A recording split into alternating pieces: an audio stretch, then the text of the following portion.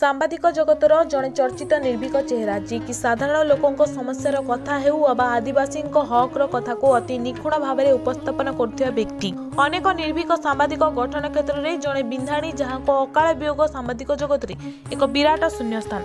कलाहांडी जिलार वरिष्ठ तथा निर्भीक सांबादिक स्वर्गत मोहम्मद असलम प्रथम पुण्यतिथि अवसर में आज मोहम्मद असलम स्मृति कमिटी पक्षर भवानीपाटना अमला भवन परिसर में एक स्मृति सभा अनुष्ठित हो कार्यक्रम में ओडिशार वरिष्ठ सांबादिक अर्धेन्दु दास, पूर्वतन मंत्री दास बिहारी बेहेरा, जिला व्यवसायी संघर सभापति विजय साहू, वरिष्ठ सांबादिक प्रशांत पंडा समेत कलाहांडी जिलार समस्त 13 गोटी ब्लॉक सांबादिक असलम प्रेमी और मोहम्मद असलम परिवार वर्ग सामिल होई स्वर्गत मोहम्मद असलम को स्मृतिचारण करथिले।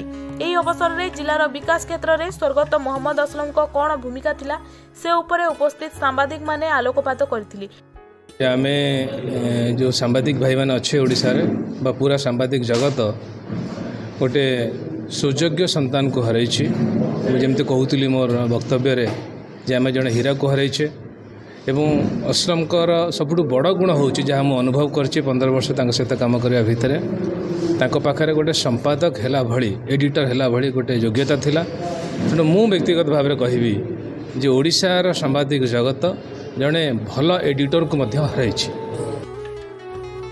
मोहम्मद असलम प्रथम पुण्यतिथि अवसर में जिला स्तरीय कॉलेज छात्र छात्री मानू कलाहांडी रे ग्रामांचल विकास धारा गणमाध्यम भूमिका को नहीं एक वक्तृता प्रतियोगिता और रक्तदान शिविर अनुष्ठित होता।